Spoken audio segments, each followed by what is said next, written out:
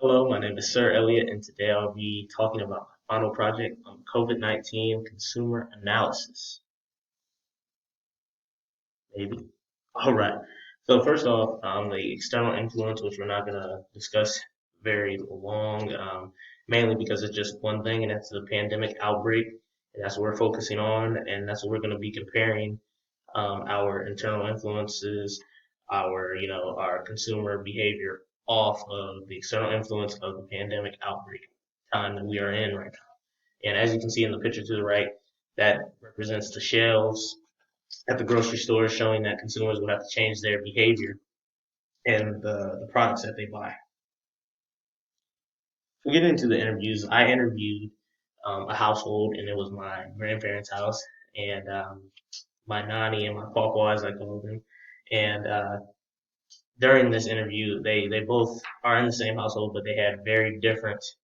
Well, I wouldn't say very different, but a little bit different takes on the times. And during this pandemic, it's changed, the way consumers acquire their products, whether that's shopping in store or rather that's store pickup. My grandparents, they both do in store shopping. They don't like to do the store pickup because they would rather, if there's something they don't have, they'd rather find a substitute for it or not get anything at all. But they want that hands on experience.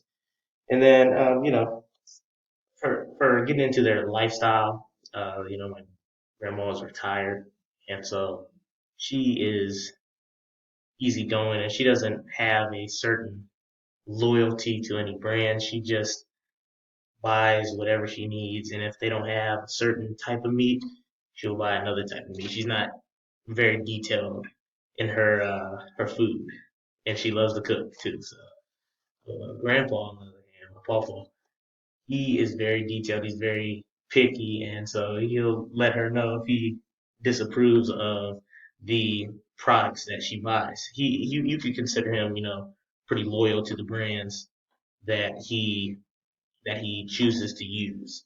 And during this time, you could say that my papa is a epistemic shopper. He's very detailed. He'll do his research on the product, and he will find out what that product's about and if he wants to purchase that product or not. And then you can consider my nanny, my grandma, acquisitional shopper. She just shops, and she shops as a not as a hobby, but as a need to do that, a need to shop for the house, a need to get groceries, and that's what she has to do. So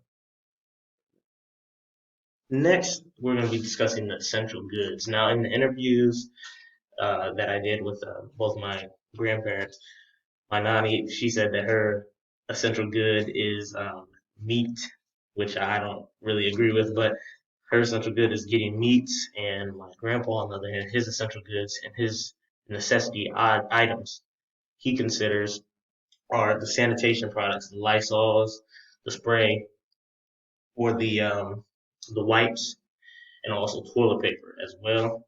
And knowing this, during this time, essential goods are a large part of the consumer's needs, and the needs of the consumer outweigh the wants during this time when everyone is buying. The consumption frequency is higher during these times because everyone is rushing to the store to buy, food, toilet paper, sanitation products for their own household. So everyone is increasing their shopping, increasing from normal.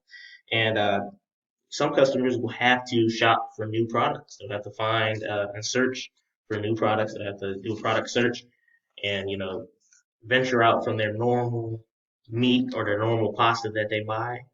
And they'll have to buy and try a new product. So a little bit of switching costs going on there. And then also I found this, according to CNN, you should pack your pantry with the following to stay healthy.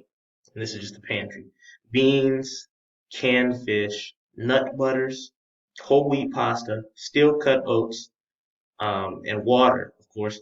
And, I didn't include the whole list, but those are just a few of the items that CNN suggests that you should have to stay healthy during this time because it's easy to just snack. Customer commitment, like I said, my grandpa is very committed, and my grandma is not. It will be exercised and tested during this time. Will customers stay loyal as much as possible to the products if they're in store, or will they be forced to switch over to another product? So that is the essential goods. The value to the consumer. I'm sorry. The value to the consumer during this time has forced people to stay inside, but some people are, they're creating new ways of living, almost a new lifestyle. Some people want to be healthier during this time, and some people, like my grandparents, just want to, get what they want and what they normally desire.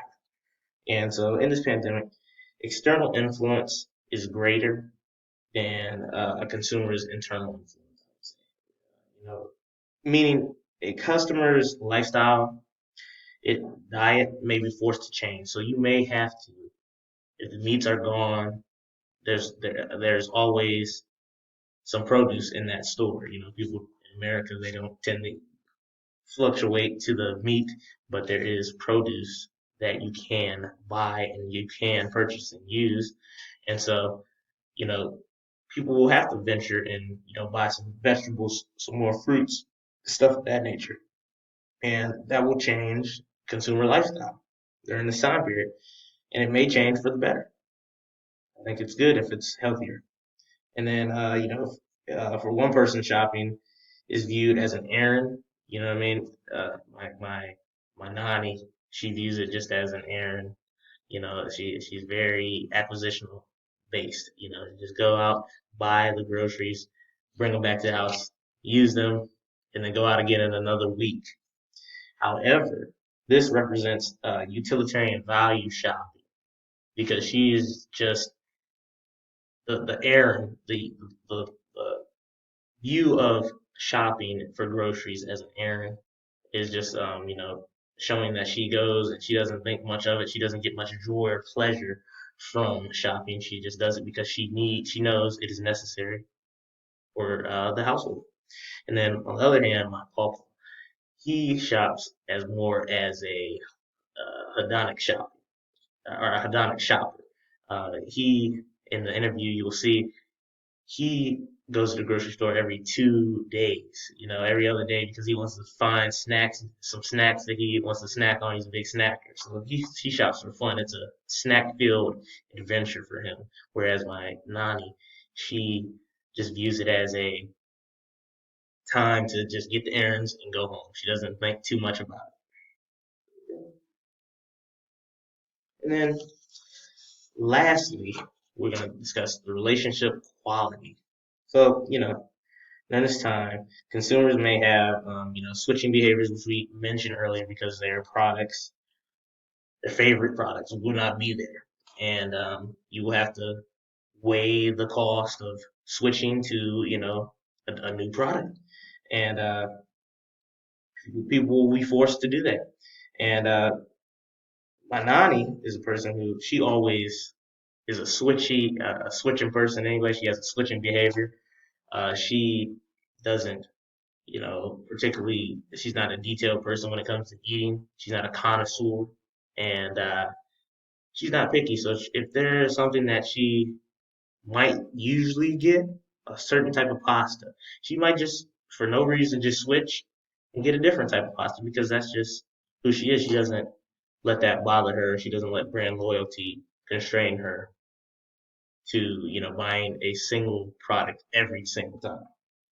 On the other hand, my pawpaw, and he is very picky. He likes his cookies is a big thing, his snacks.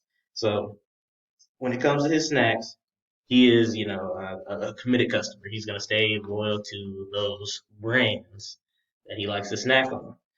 And if the store does not have the item, you know, Pawpaw will go to another store to find that item, and if that store doesn't have it, then he might stop after 3 different stores, but he'll keep going until he can find his brand. However, Nani, she will not care. She will end it all. She will see the item and she will just buy it. There are people that they're not. they don't live to eat. They stay pretty much healthy. So that's the relationship quality during this time for a household. And here are my references. And thank you for watching.